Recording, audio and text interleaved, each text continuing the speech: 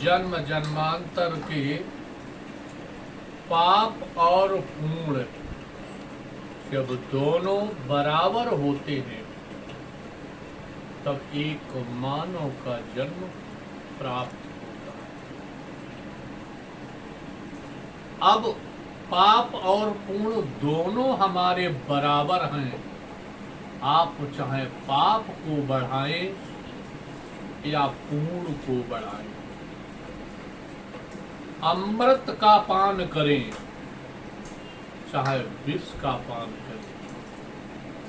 अमृत का स्वभाव है, अमृत का गुण है कि जान करके पिए या बेजान में पिए। अमृत का गुण है, स्वभाव है कि हर एक मनुष्य को अमर करता है। और विष का स्वभाव है, चाहे जान कर पिए या अनजान में पिए, विष का स्वभाव है कि पीने से मारण करता है। उसका स्वभाव है, ये गुण है। इसलिए अपने गुणों को, विष अवगुणों को दूर करते हुए और गुणों को इकट्ठित करते हैं।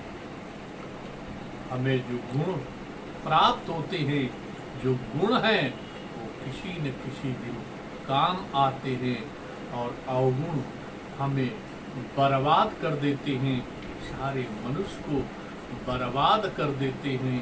इसलिए गुण की परिभाषा या गुण हमें अधिक से अधिक इकट्ठा करना चाहिए। इसलिए जब मनुष्य का जन्म होता है तो भगवान से विनय करता है, प्रार्थना करता है। 84 लाख योनियां भोगने के बाद जब भगवान से जान लेता है कि हे प्रभु, आपके बिना सत्ता के पत्ता हिलने वाला नहीं।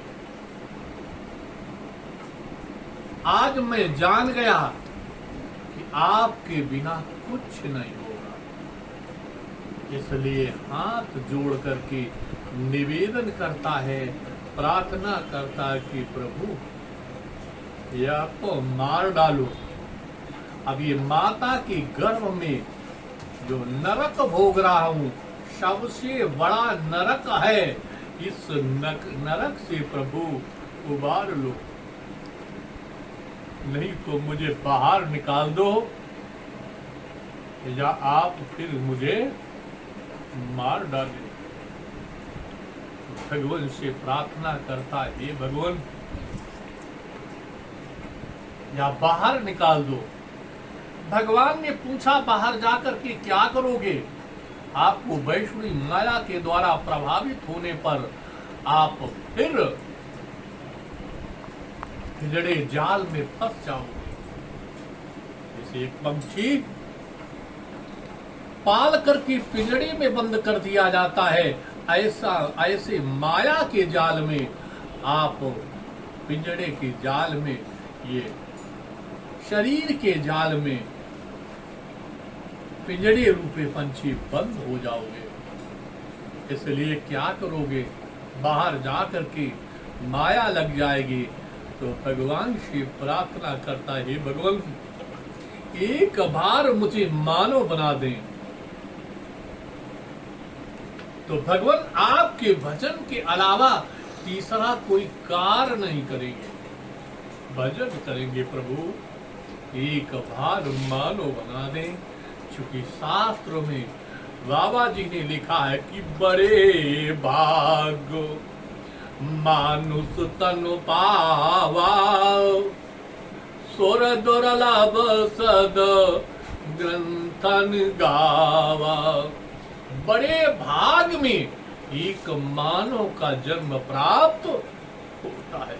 हे भगवान, इसलिए एक बार मानव बना दें चूंकि मानव को हर एक चीज की जानकारी है, अच्छे बुरे का ज्ञान है, इसलिए ज्ञानी है, सर्वज्ञ है, और किसी में ज्ञान नहीं है, इसलिए मानव ज्ञानी है। इसलिए प्रभु एक बार मुझे गर्भ से बाहर कर दो, मैं मानव का जन्म पा जाऊंगा, तो अपने जन्म को संभाल लेंगे और भजन कर करके मोक्ष को प्राप्त हो जाएंगे। इसलिए महाराज जी कहते हैं कि सभी दर्शकों या भक्तों से मैं कहना चाहता हूं कि वीडियो अवश्य देखें और छोटे छोटे उपायों से अपने घर परिवार का सुख आनंद और बच्चे हमारे जो बीमार होते हैं बार बार, चूंकि उनका स्वभाव होते हैं छोटे होते हैं, वो अपने को जान नहीं पाते हैं, गिर जाते हैं, बार बार चोट लगती है, अब उनको मालूम नहीं है, तो तमाम पैसा हमारे यहाँ से डॉक्टर ले जाते हैं।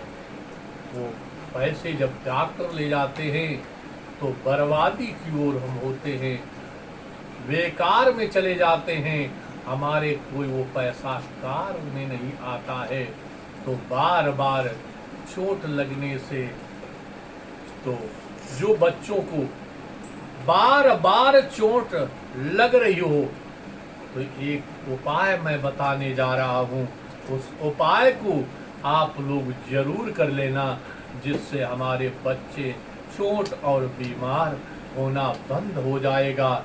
इसलिए वीडियो को जरूर देखें। फिटकरी को लें और शनिवार का दिन हो, फिटकरी को लेकर के उसको बच्चे के सर से 51 बार उतार ले। 51 बार उतार कर उसको सर से 51 बार उतारे, उसको फोड़ लें, फिर फिटकरी को फोड़ लें और फोड़ करके एक टुकड़ा उत्तर की दिशा में फेंक दें और शेष जो हमारी फिटकरी बची हुई है, शेष बचे हुए को बहते जल में बहा दें, बहते जल में बहा दें। इसलिए बच्चे को न तो चोट लगेगी न बीमार होगा। इसलिए आइए, बोलो गोविंद भगवान की जय।